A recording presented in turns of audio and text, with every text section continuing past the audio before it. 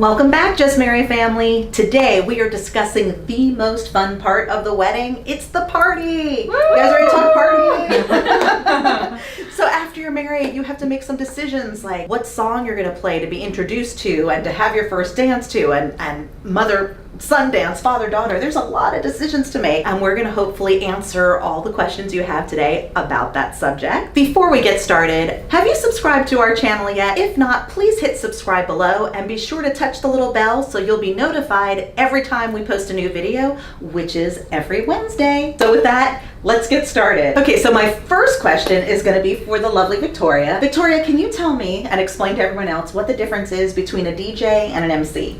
Great question, Susan. So the difference between a DJ and an MC, sometimes there's two DJs that you have ordered with the company. The DJ, if there's one, just plays behind the mix board, playing music for everybody. If there's an MC, the MC assists the DJ by lining everybody up, making the announcements behind the microphone, hyping up the crowd. So that's, they tag team, but if there's just one, the DJ just acts as the MC himself, so. Absolutely, and that can be very cost effective because obviously if you have a DJ company where you hire a DJ and an MC, you're paying for double the amount of people. So, but don't fear, because if you just hire a DJ, that person will be trained to be both the MC and to play really great music. My next question is going to be for Jessica, and Jessica, we want to know, how do people pick out their songs for their ceremony and for their reception? Yeah, so that's actually a really common question that I get, because it's totally up to you. There's so many choices for songs.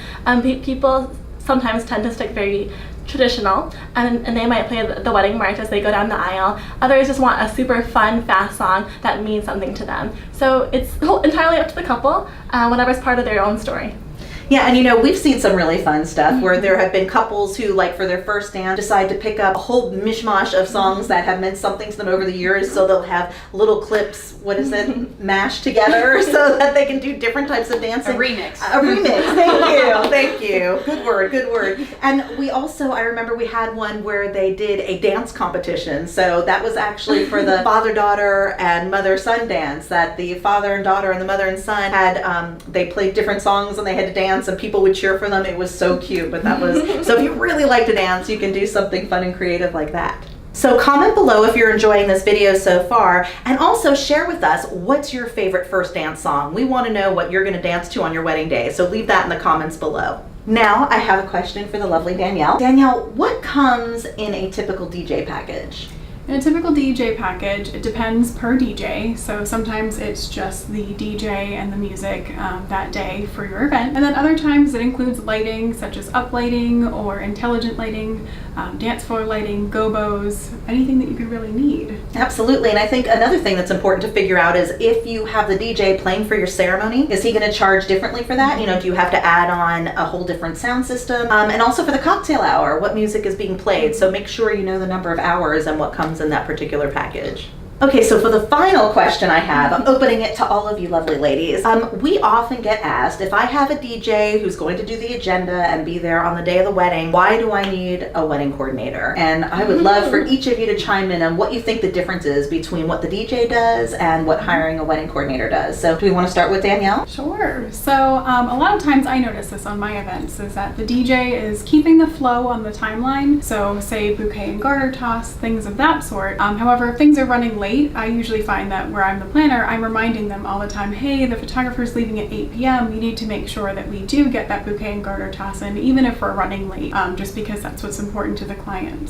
So that's a great example. So the wedding planner manages like the wedding party and the day of events, while the DJ is more concentrating on following the agenda that was made and making the announcements, but we kind of push along everybody to get things done on time. Okay, so Jessica, what are your thoughts? So I would add that because the DJ and the MC, they focus on the music part, the wedding planner focuses on everything else.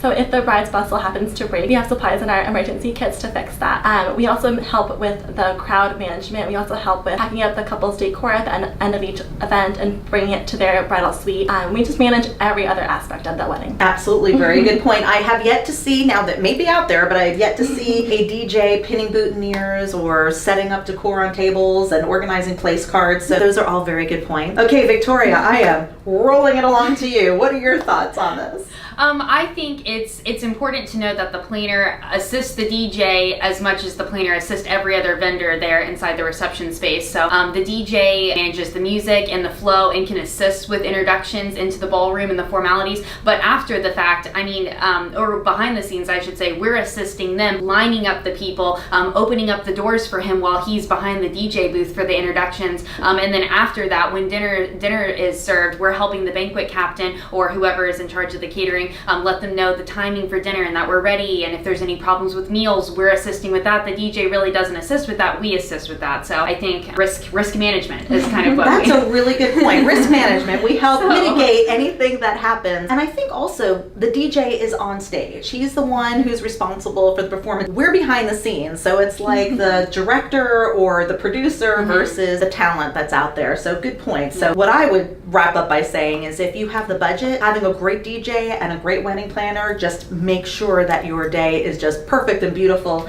and everything you want it to be. Yeah? We agree? Excellent. Well, we hope you enjoyed this video. And if you did, we'd certainly love to hear from you in the comments below. Be sure to share this video with anyone you know who's engaged. If you have questions for us, you can reach us at info@justmarried.com. Our social media handles are in the description below. And with that, I think that's all we have.